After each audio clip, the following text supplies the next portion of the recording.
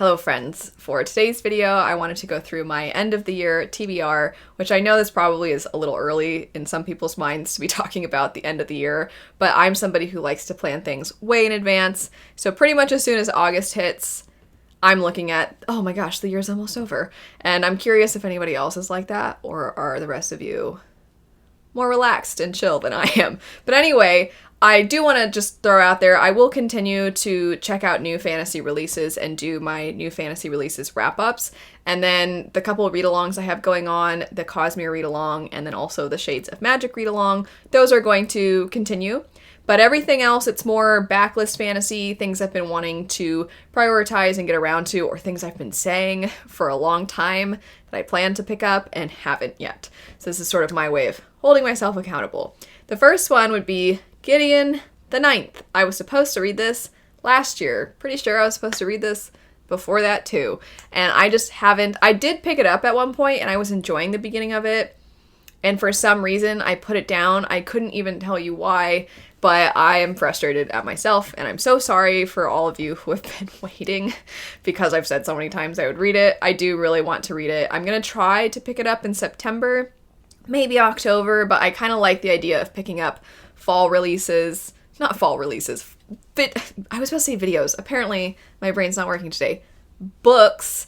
I like to pick up fall feeling books right before fall, because then I can let you all know about them. And also just because of the way that my brain tends to like to look at things ahead of time. So anyway, there's a lot of blabbering to just say Gideon the Ninth. Next, Addie LaRue.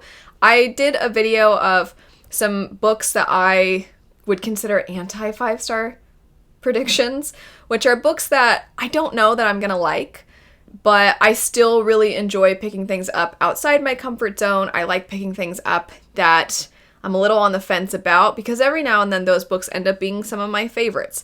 And I'm hoping that that's what's gonna happen with Addie LaRue. It sounds just very floaty and reflective, and I like reflective reads. I like stories where characters are very introspective, but I also am just unsure. It might feel a little pretentious to me, but maybe not. Maybe I'll really connect with it and really love it. So Addie LaRue, one I've been wanting to pick up for a while. It is V.E. Schwab, and I do usually like her works, so there's a good chance I'll like it, but we'll see. Next up, we have Priory of the Orange Tree, another one that I have said I would read. The first time I picked it up, I DNF'd it. Not because I hated it, I just stopped reading it. I wasn't that connected to it. I'd been traveling at the time. I think that was a big part of it. So I kept having to put it down. And then I started again this year before the new book that's in that world came out, because I thought I'll read Priory and then I'll pick that one up. And I did it again. I once again just kind of stopped reading it. And I'm like, what is going on? I don't dislike it. It's not bothering me. I don't find it boring. I'm interested in what's happening, but apparently not enough to keep going. So third time's a charm, hopefully. So Priory.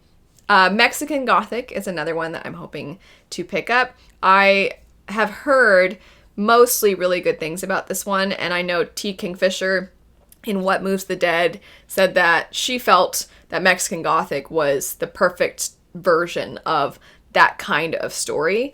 And I've wanted to pick up Mexican Gothic even before that, but I definitely want to pick it up even more now. And I also find that What Moves the Dead, I liked it. I didn't like it nearly as much as T. Kingfisher's other works. So if T. Kingfisher feels like this is a better version, basically, of her own type of story, then I would like to see that. Next up, we have Deadly Education. Not sure how I'm going to feel about this one. Naomi Novik can be kind of hit or miss for me, and it's, I think, like a very intense magic school setting, and I don't know how I'm going to feel about that, but I have wanted to pick this up for a while, and the fall season seems like a good time. Similar things can be said for Thistlefoot. This is a fairy tale retelling, and I got this one a while ago, and I'm definitely really interested in it. It's just one of those books that I feel like the more I put it off, the more I'm just gonna kind of forget about it, because there's a lot of fairy tale retellings, and I don't want to forget about it. So I would like to give this one a go. A River Enchanted. This is one that was a new release last year, and then the sequel came out very quickly after, and I looked into it, and it is just a duology, which means the story is now complete. And I don't find too many adult fantasy duologies. Usually duologies are in young adult. There's, of course, some, but I would be interested to see what I think of it, because I think it would be nice if more authors, more publishers really embrace duologies for adult fantasy, because sometimes a standalone, as much as I like how many standalones we have now, sometimes it's just not enough, but sometimes a trilogy, it just gets drawn out. We have middle book syndrome. It feels a little clunky here and there. It feels like we have unnecessary parts of the story. So a duology could be a really nice sweet spot. The Atlas Paradox is next.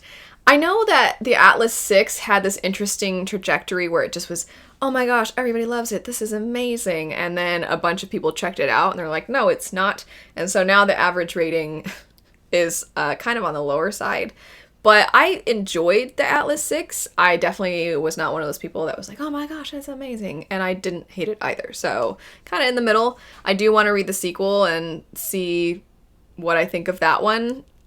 Yeah, that's basically it. Juniper and Thorne is next. This is one that I'm rather certain covers a very serious subject, but I've seen some people feel that the way it's dealt with is done really well. However, I try not to look too much at what other people say before I pick something up, but I think that there's also some people that are just uncomfortable with the subject material, so I don't know what the subject matters, what I meant to say. So I don't really know how I'm going to feel about this one, but I did like a different book that I had picked up by this author, and I would be very curious to see what I think of this one as well.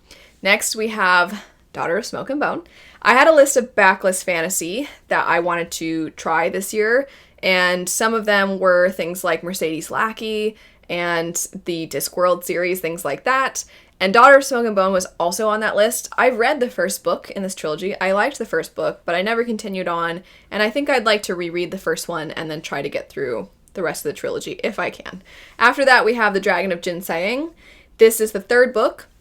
There's The Wolf of Orion is the first book, and I have been waiting for the audiobook of this one to come out, and I don't know if it's ever happening, and I was going to pick it up a while ago, but then I saw there wasn't an audiobook and I swapped in something else, and just since then haven't gotten around to it, but I do really want to read this one. I'd like to finish this trilogy. I liked the first two books. A little different than a lot of your other typical main characters.